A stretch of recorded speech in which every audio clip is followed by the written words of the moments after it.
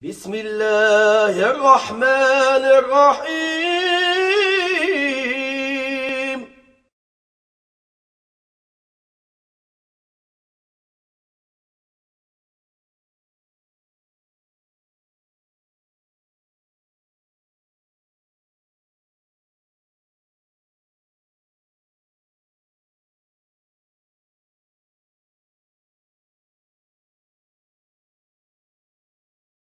Now, one of the things that there is out there right now is there's two books on the New York Times bestseller list right now. Dawkins, The God Delusion, and the other one is Sam Harris, Letter to a Christian Nation. Now, as for Mr. Dawkins, basically what he does is he takes the best of science and says, look how great we are, rah, rah, rah.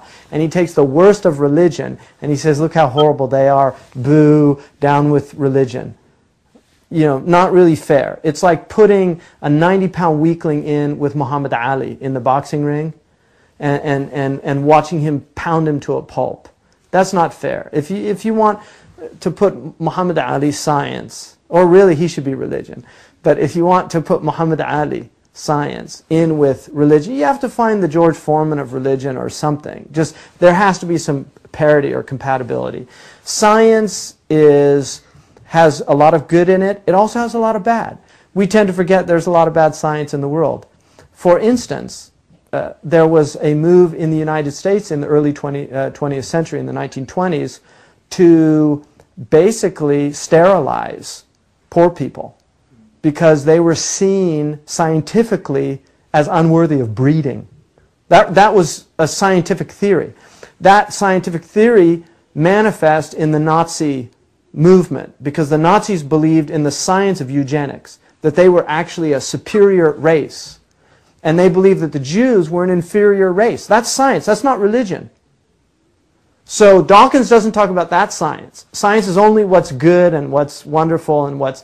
For instance, science creates things like agricultural systems that work, like now we can put potassium and we can put phosphates into a chemical mix, and instead of allowing land to rest, they used to have crop rotation and allow land to rest, have a period of rest, so that they'd let the animals come graze, they would defecate, that defecation would restore the soil to its natural and fertile nature.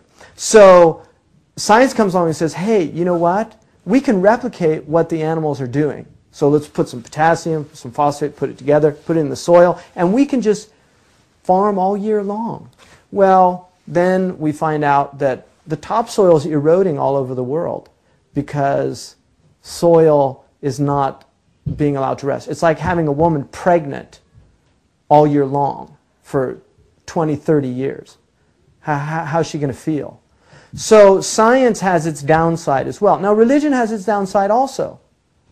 But it's kind of an unfair fight when you take the best of science, the worst of religion, and write a book about that.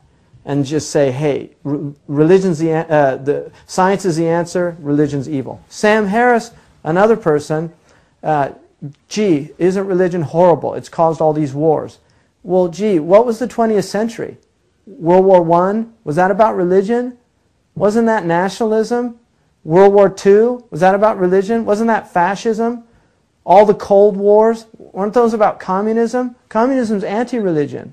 So the 20th century, the bloodiest century in human history, is all wars that weren't fought about religion. They were fought about ideologies. So I think the problem is a human problem. It's not the problem of religion.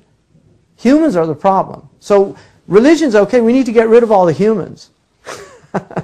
Actually, what we need to do is humanize these people that are walking around bipeds, that are supposed to be behaving like humans and often are behaving not like animals. I don't like to discredit animals because I think it's unfair, again, to say, you know, he's behaving like a dog, or he's behaving like a pig, or he's behaving like a lion.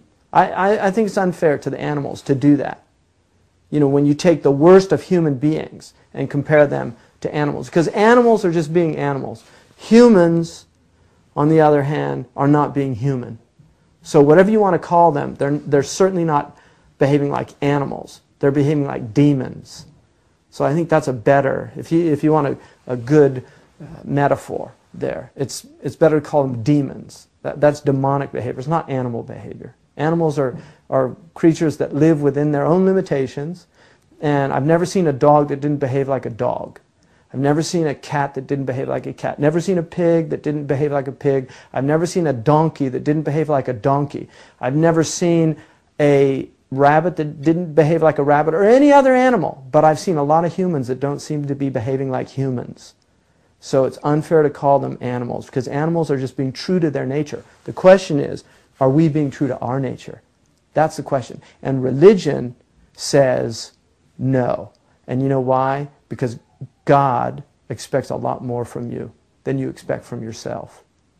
So, if you want to ask me, I would say it's not our religions that have failed us, Sam Harris, Mr. Dawkins. It's we that have failed our religions. Thank you.